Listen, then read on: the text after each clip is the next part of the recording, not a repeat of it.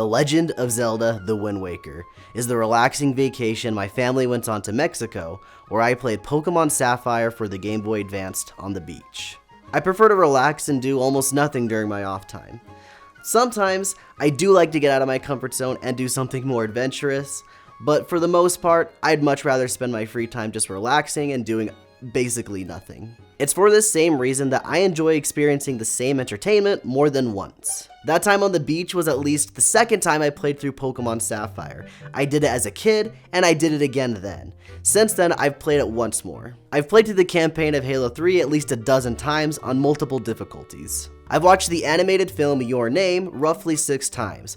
One of those times was with my parents. I've read through the book Soldier X by Don Wolfson 5 times. I've listened to the album 2112 by Rush too many times to count, and I've listened to the album The All-American Rejects by The All-American Rejects even more than that. I've read through the manga Kaguya-sama Love is War by Aka Akasaka twice, and I've watched its anime adaptation twice. I've purchased the Elder Scrolls V Skyrim 3 times, and I've never played more than 3 hours each time I bought it, but I've tried.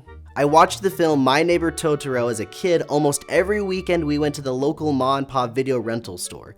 It was in the $1 rental section, and I would watch it on my TV VHS CRT combo, and some of those weekends I watched it twice. I've watched through the first 6 Star Wars movies at least 10 times, once entirely in one sitting. I've played through Pokemon Sword 6 times, 4 of which were in one sitting because at the time I was learning how to speedrun it. I've watched the television show by Nickelodeon, Avatar: The Last Airbender, about 10 times, one of which was in one sitting with my parents. That's over 25 hours of video.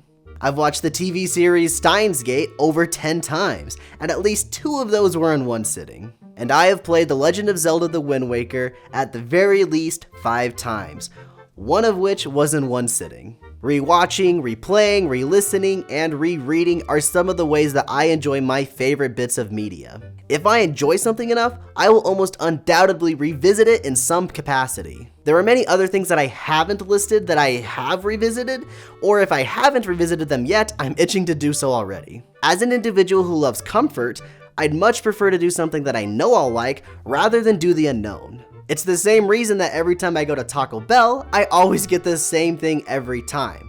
Unless nacho fries are back. I freaking love nacho fries. Revisiting Wind Waker, I already knew what to expect. Historically, I claimed that The Legend of Zelda: The Wind Waker was my favorite game of all time. As such, I replayed it fairly frequently. Since playing Persona 5 Royal, and later on Xenoblade Chronicles 3, The Wind Waker has moved down to my 3rd favorite game of all time. But if you know how long these RPGs are, you could guess that I don't have any plans to revisit them as often as I do The Wind Waker. Even more so now when you consider how The Wind Waker is like your old high school flame you'd see while you're back from college once a year during summer break. Only, it doesn't change, and it's far better than you remember. The Legend of Zelda: The Wind Waker was released on December 13th, 2002 for the Nintendo GameCube. Prior to its release, Nintendo had released 10 other Zelda games, and only 2 of which were 3D Zelda games. My brother and I had first encountered The Wind Waker, and the GameCube to that extent, at Walmart. We played it on one of those Walmart demo kiosks that, especially as a kid, you'd have to crane your neck vertically to see the screen that sat above the game case. I remember standing there spread eagle looking straight up into the sky, playing demo after demo for what felt like hours. I specifically remember some times that I'd look around in a confused daze and remember that I'm at Walmart waiting for my mom to finish grocery shopping and that my neck hurt like hell. Seriously, I remember that pain to this day because it was the only way a kid as small as I was would be able to play games for as long as they want, so you just endure it. Anyway, as I'd stated earlier, it was there that my brother and I had first experienced the GameCube. Later in December, on a very fateful Christmas morning, we opened up our very own. Included in the box was the Legend of Zelda Collector's Edition. Not the Wind Waker, but ports of the first 2 Zelda games, The Legend of Zelda and Zelda 2: The Adventure of Link, as well as 2 Nintendo 64 games, The Legend of Zelda Ocarina of Time and The Legend of Zelda Majora's Mask. But not only just those games, but the disc also included a demo for The Legend of Zelda: The Wind Waker. We played this demo and replayed it over and over till we had the whole thing memorized. To this day, I have Dragon Roost Cavern's layout burned into my memory. I know that you need to pause going up this ladder to avoid being hit by the choo-choo. I know that if I thrust my sword toward this Kargarok, that I will get a small key. I know that I can't hit this bomb on the wall in my first attempt with the throwables next to it, so I usually end up doing a spin attack. I know that if I jump off this bridge, I can skip the Bokoblin that is guarding the exit, and I know that if you do it right, that Bokoblin will fall off the edge while chasing after you. I didn't know that the demo disc wasn't just limited to just that area that you spawn in, but that if you play quickly enough, you can play through the entire dungeon and then explore Dragonroost Island for a little bit before the timer runs out and kicks you out. Not really important, but still a cool detail. Sometime later, we were finally able to secure a copy of the full game, but it wasn't me that played it. I usually fulfilled the role of sitting back and watching my brother while he'd play the game. I loved watching him play games, and Wind Waker wasn't the only one. I would watch him play others like Metroid Prime, Star Wars Rogue Squadron, or Luigi's Mansion, but strangely enough, it was Wind Waker that caught my attention the most. Being a bit of a timid child, I was frightened by the monsters found in those other games. But with Wind Waker, it was different. It was relaxing and easygoing, which made me want to play it rather than just watch. This, of course, didn't last too long, especially after we encountered some re-deads for the first time. That'd be enough to frighten any kid. It still scares me today. I don't care who you are, that shit is scary. Due to these scary monsters, as was the usual, I would beg my brother to play it so that I would be able to enjoy the game without it being so scary. And he would happily go along with it, but on the rare occasion that he would say no, I'd be left to my own devices. On the days that my brother would play, we would enjoy one another's company as we went through the world and the dungeons. Over all of the sounds in The Legend of Zelda The Wind Waker, the ones that stick out the most to me in my memory are the sounds that the Pose and the Armos make. The Armos make a whoop sound repeatedly, and when you enter a room, the first thing that you'll hear from them is whoop, whoop, whoop, whoop, whoop, whoop, whoop, whoop, whoop. When you shine light on the Pose and they become opaque, they make what sounds like, to me anyway, sandwich, sandwich, sandwich, sandwich, sandwich. These sounds became a part of my and my brother's vocabulary to the point that we just randomly burst out into a fit of whoop, whoop, whoop, whoop, whoop, whoop, whoop, or sandwich, sandwich, sandwich, sandwich, sandwich, and like, it's really annoying. Whoop, whoop, whoop, whoop, whoop, whoop, whoop, whoop, whoop. Oh, why does this ring a bell? Oh, hold on. Sandwich, sandwich? Back in those days, we had limited access to the internet, so everything we did in the game was through a process of trial and error. We'd taken our time getting through the game because of that fact, but this final boss fight with Ganon sticks out in particular.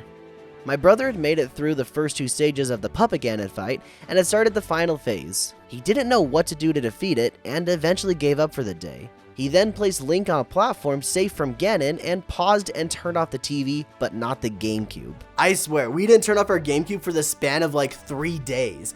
And each day, we'd try something new to see if we could defeat the boss. My brother could not figure out what to do, and so after one of his attempts, I decided to give it a go and see if I could figure something out. Still sitting on the safety of that platform, I went through every single item in our inventory to see if there's anything that any one of them could do to the trained form of Ganon. I eventually came to the bombs and started heaving him off the edge, and to my surprise, when one of them hit him in the face, he got stopped dead in his tracks. I immediately started yelling and calling for my brother to come downstairs so he could see what I discovered too. I showed him what I had done, and he was just as shocked as I was.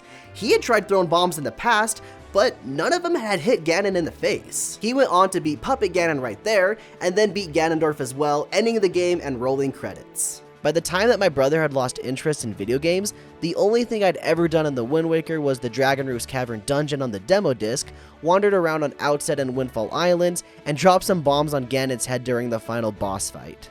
I was still too afraid to play it for myself though. I played through the intro by myself, but when I reached the Forsaken Fortress, I just couldn't bring myself to get past the guard moblins in the dungeon. Anytime I'd be sneaking by in a barrel, I'd always get caught and thrown into jail. And it wasn't being caught and thrown into jail that would get me though. It was the spasm and the sound that the game would make whenever a moblin would catch you. It makes my heart race, and it still does today. I've gotten better at sneaking now, but back then my blood pressure would spike and I'd be too scared to even move. Due to these frightening encounters, I would usually warp to either Outset Island or Windfall Island, the two most docile places in the game, and I would just wander around to my heart's content on the little pieces of paradise that those two islands are. I vividly remember making up characters for each of the people on the island and giving them voices of their own, basically the equivalent of playing with dolls or action figures. When YouTube became a thing, I would look at videos on the Wind Waker, and one day I found this video of two kids basically doing the same thing that I would do by giving the characters voices of their own. Realizing this is what made me come to the conclusion that those videos that my nieces like to watch where some kid and their parent are playing with Barbies and talking and like doing some kind of sitcom scenario is basically the same thing that I was doing with the Wind Waker. And to that extent, what even were those old machinimas that we'd watch all the time on YouTube anyway? As I got older, I never forgot my love of the Wind Waker. I would eventually go on to beat the game by myself without having my brother there. As I aged, the content on YouTube that I watched matured as well. I eventually found the world of speedrunning, and more specifically, the Wind Waker speedruns. Thanks to an individual on YouTube known as Super MC Gamer, my love of the Wind Waker would be renewed in the form of speedruns. Watching them speedrun the game is a memory I'm very fond of. I would see tricks that you could do, and then I would attempt to do them myself. And then during 2013, Nintendo put out this teaser trailer. これが何の画像かもうお分かりのことと思いますが、これは今から10年前、ゲームキューブのタイトルとして発売された Zelda の伝説、風のタクトの舞台となった The Legend of Zelda The Wind Waker HD would be released later that year. And this was enough for me to go out and buy a Wii U that very day. I had very little interest in a Wii U at the time. I mean, I had a Wii which I'd picked up off a friend for about 20 bucks, and I could play just about every Nintendo game I'd want to at the time. But then this shot of Wind Waker, I had to have it. I got the deluxe edition that came with Nintendo Land, but in all honesty, I really can't remember having or playing much until Wind Waker. I mean, I know I did, but it was all pretty insignificant. Later that same year in June, I was working on my dad's farm. In the mornings, we would move water pipe in the corners of the field so that they could get water too, where the giant sprinkler in the middle wouldn't be able to reach. I remember very specifically, this was when E3 was happening. I was listening to E3 with my headphones in and my phone in my pocket while I was moving the giant pipe, and then all of a sudden I heard the very beginning of the Wind Waker trailer. I quickly set the pipe down and pulled out my phone and watched the entire trailer. As soon as pre-orders went up for the game, I was able to snag a copy of the special limited edition of the game from GameStop. When the game finally released in November, I received my copy, surprisingly on release day. One of my friends who had never seen the Wind Waker much himself stayed up all through the night as I played and beat the game.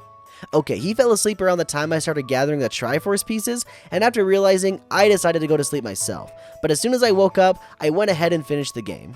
But before the game actually released, I was lucky enough as a 15-year-old kid to go to the GameStop Expo in Las Vegas, Nevada. What a great time that was. Not only were the new Sony and Microsoft consoles on display before release, but The Legend of Zelda The Wind Waker HD was there as well, and I was able to play the game of my dreams months before release. Was it everything I'd imagined? Sorta. Being that smart kid that I was, I wanted to test the game to its full extent, and in hindsight, I just made a fool of myself. You know, sometimes when you do something and that terrible, cringy thing that you do sticks with you in your memory forever, but you know that no one else actually will remember it, but you do? Yeah, that's what this experience was for me. I finally get up to the kiosk and I talk to the Nintendo representative. I tell them that this is my favorite game of all time, and I'm incredibly excited to play it again in HD. I look at the demo and I see that it's the fight with the Helmut King. I know exactly how this section plays out. I know that you go all the way to the top of the tower, and then you fight the Helmut King with the Skull Hammer and eventually kill it with the sword. But I basically choked for lack of a better term. The first thing that I wanted to do was to see if I could perform a Wind Waker dive.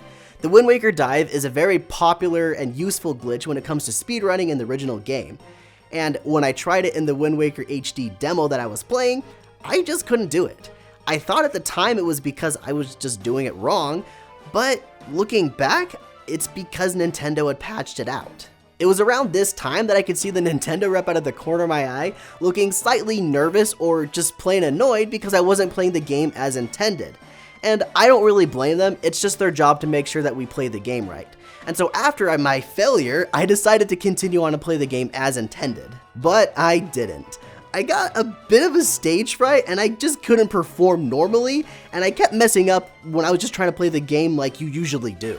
This may have been partly due to the fact that there are some small changes from the original to the HD version of the game, but let's be honest, it was probably just because of my nerves. It was at this time that I started telling the Nintendo rep that I know what I'm doing, don't worry. I just want to see what I can do in the game. I want to see everything that this demo has to offer. But that was a lie. I was just too embarrassed to explain to the Nintendo rep that I was playing poorly, immediately after I just got done telling him this is my favorite game of all time. I did eventually finish the fight and clear the demo.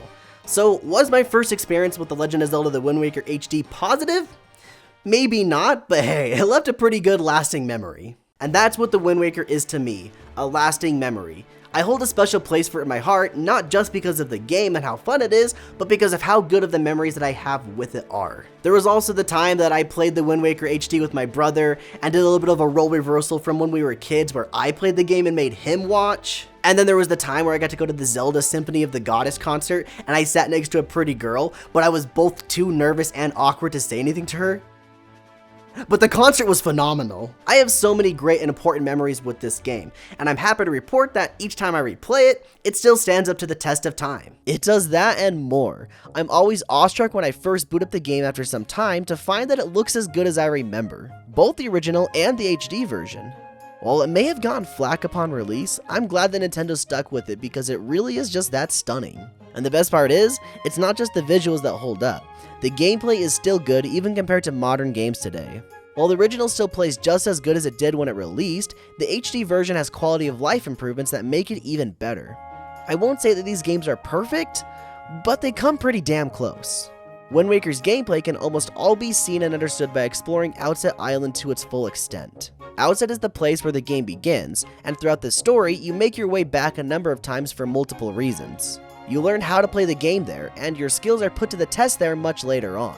From start to finish, Outset is in my opinion the best example as to what Wind Waker has to offer. It has the nice cozy vibes and utilizes simple gameplay mechanics all around the island. There are small platforming trials and engaging combat challenges, secrets to discover while exploring, and heartwarming story beats rooted in realism.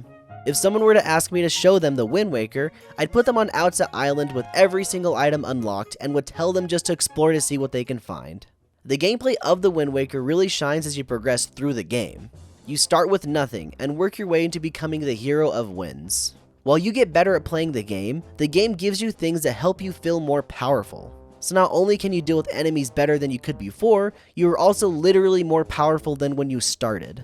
Your base form of damage is using the sword attack. You start with the classic Zelda butter knife, which immediately gets taken away in the first half of the Forsaken Fortress. You make your way through the dungeon without even having a weapon. When you get it back, it feels amazing because before you had to make do with your surroundings, and now you can just use your sword to great effect. Roughly at the halfway point of the game, you obtain the Master Sword, which simply does more damage than your butter knife. Next, you heal your grandma, who provides you a soup that doubles your damage output. And right at the end of the game, you get access to the light arrows, which will kill any normal enemy in one shot. This progression of power isn't just limited to the way that you deal damage either. When you first set sail, the King of Red Lions goes pretty slow across the water, even with the wind in your sail. Later, in the HD version, you can get the Swift Sail, which essentially doubles your sailing speed. Finally, you learn the Ballad of the Gales melody, which lets you warp to a number of islands across the Great Sea. The Swift Sail not only lets you move faster on the sea, but it will also change the direction of the wind in whatever direction you are currently facing in, removing the need to change the wind manually with the power of the Wind Waker. Small quality of life improvements like this are in abundance in the Wind Waker HD. HD is my preferred way to play the Wind Waker because of these simple improvements, but the number one thing that is exclusive to the Wii U, and will almost always be exclusive to it, is the gamepad. The gamepad is a touchscreen addition to the main TV screen you play off of, very much so in the same realm as the Nintendo DS. In Wind Waker HD, this touchscreen controller can do a number of things such as on-the-fly item management and map viewing, all without having to pause the game, and that's the major improvement, not needing to pause the game. You can switch items as needed while solving puzzles or during combat without breaking the flow of gameplay. You can find buried treasure using your map on the bottom screen without needing to pause, making it feel more like an actual map rather than a menu. The gameplay as a whole just excels in this game even compared to both prior and preceding 3D Zelda games. Personally, I think that the combat is far smoother than either of the Nintendo 64 games, and thanks to Link's small size, parry attacks feel even more natural than they do in Twilight Princess. Skyward Sword has its own mess, and while Breath of the Wild matches the Wind Waker in fluidity, I prefer the parry in Wind Waker to the flurry rush in Breath of the Wild. I will say though that I do wish that the Wind Waker had the finisher downward strike that is found in Twilight Princess. However, the thing that each of these Zelda games share is the subpar surface level story, and the Wind Waker is no exception. While they do each have their individual moments that are phenomenal, the overall base story of each Zelda game isn't all that great. Even still, I think that the opening of the Wind Waker is the strongest of any of the 3D Zelda games. The beginning of the Wind Waker sees Link's sister being kidnapped by Ganondorf. Link subsequently goes on a quest to save her. Skyward Sword's introduction is a close second, but the others are in my opinion lacking emotion. While Wind Waker has a great opening compared to the other games in the series, I do think that it sits the bench in the dungeon department. The small amount of dungeons in the Wind Waker definitely doesn't help that either. Ahead of Majora's Mask, Wind Waker comes in second to last in dungeon count, and while Majora does have less, it makes up for it in the content and puzzles. Wind Waker's dungeons are almost all linear routes that you can't really get lost in. They do have a sense of flow that I personally love where each room naturally leads to the next, but played in rapid succession, it's easy to see the flaw that they all have that same linear flow. Like I said, I do like that flow. It builds on that smooth progression of power that I love in Wind Waker, but it's always obvious where you need to go. There is no guessing on what comes next, save for the Wind Temple. Along with that, the puzzles you face in Wind Waker are a breeze, giving little to no challenge. This may be because of the amount I've played the game, but I can't really tell. What Wind Waker lacks in complexity, it makes up for it in ambiance. The mood and atmosphere in the Wind Waker, especially in the dungeons and sailing, is some of the best in any Zelda game. Seeing islands in the distance gets you thinking about what it could be, and if you recognize the shape like in the case of a fairy island, you know what to expect and know what you can get for visiting. The dungeons have a sense of atmosphere that is done incredibly well. They set the tone exactly how they want. The Tower of the Gods makes you feel like what you're doing is greater than yourself.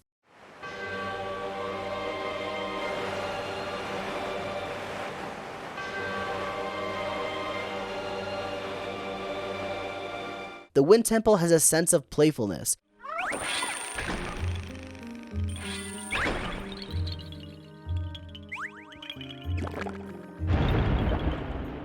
And the Earth Temple wants you to shit your pants.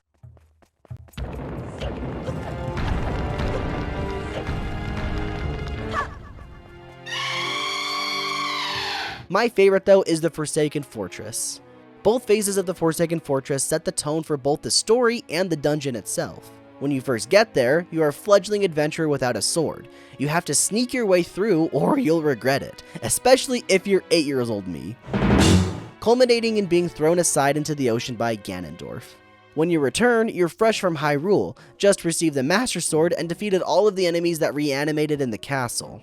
You return to your early disgrace and go in there guns blazing. You destroy anything that you encounter with ease due to your improved skills and newfound power in the Master Sword. You walk up to Ganondorf like you own the place. You get humbled a bit, but return fire and leave to regroup. Get stronger and then make the final push. At the end of the game when you enter Ganon's tower, there is a sense of unease. You feel like you're not in control, and if you happen to conduct the Wind's Requiem with the Wind Waker, you are told that there are no winds to conduct, adding to the lack of control you have and the more Ganondorf has. Sure, you'd get the same message if you were in a house, but I like to interpret it this way. You come across Phantom Ganon and are finally able to beat it with the power of the light arrows. Using the light arrows, you storm through the rest of the tower just like the Forsaken Fortress. When you finally get to Ganondorf, you have to defeat him in his puppet form, which is probably the best boss fight in the game based on mechanics alone. After defeating Ganon, you make your way to the top of the tower to fight Ganondorf in human form. This fight, while not being overly challenging, has an incredible set piece with great characterization all around. Ganondorf has been bested by the King of Reliance, or King Daphnes no Hansen Hyrule, and is just wailing on Link and Zelda in retaliation. I absolutely love the scene where Zelda returns the Master Sword to Link. Both her words and mannerisms are Tetra, and it's nice to see Zelda be anything other than the doting princess. I also love how you finally defeat Ganondorf. Zelda has to shoot a light arrow at you, which you deflect into Ganondorf using the Mirror Shield, stunning him to deliver the final blow. This fight isn't the most exciting in a gameplay sense, but with how badass the whole sequence is, it doesn't even matter. After the conclusion of the battle, King Daphnes no Hansen Hyrule speaks to both Link and Zelda. I have lived regretting the past, and I have faced those regrets. If only I could do things over again. Not a day of my life has gone by without my thoughts turning to my kingdom of old. I have lived bound to Hyrule. In that sense, I was the same as Ganondorf. but you. I want you to live for the future. There may be nothing left for you, but despite that, you must look forward and walk a path of hope, trusting that it will sustain you when darkness comes. Like everyone in the world at some point or another, I too found myself lost in that darkness that the king had spoke of. There was a time in my young adult life that I was so lost in that darkness that it was suffocating. Regardless, I carried on day to day and acted as if nothing was wrong and just was the same old me that everyone expected me to be. During this trying time, I had once again decided to play The Legend of Zelda: The Wind Waker, as I had done so many times prior. I again felt that freedom and joy that the game brings me, and it reminded me of a time when things were all fine. I kept pushing through that rut in my life, just as I was pushing through the game, and eventually I was able to beat Ganondorf again. And that's when I was able to read the words of the king again. But this time around, I not only read the words, I understood them too. I understood what it meant to live in the past, as both Ganondorf and the king had done. What I didn't truly understand though, was what it meant to live for the future. I had hopes and dreams, and I still do, but I wasn't necessarily walking that path of hope. And when darkness came, I sank. This time when I beat the Wind Waker, I took these words to heart. I specifically love how the king points out that there may be nothing in the future, but just to keep going. So that's what I did. I kept going with the hope that there would be something for me in the future, and it's kept me afloat ever since.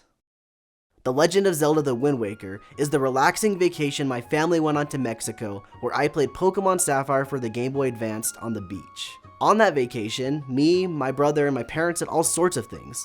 We swam in the ocean, explored ancient ruins, we rode mopeds on an island, and of course, we lazed on the beach. It's a great memory, and I'm glad I was able to have that experience. And The Legend of Zelda: The Wind Waker reminds me of that time in my life. It's a nice place to relax and catch your breath. It reminds me of when life was simpler and the world was a bit happier. When I don't want to have a care in the world, I like to return to the Great Sea and take it easy. Having such a great first-hand experience is what made The Legend of Zelda: The Wind Waker live on in my memory as one of my favorite games. And I'm glad that it still is that good game, rough edges aside, that I always thought it was. It may not be my #1 favorite game of all time anymore, but nothing will replace its spot in my heart. The Legend of Zelda: The Wind Waker is 20 years old this year, and next year, The Wind Waker HD will be 10 years old. As old as The Wind Waker gets, it never seems to age. But I do. Regardless, however old I get, The Wind Waker will always be that memory that never fades. All I have to do is play it again, and they all come rushing back.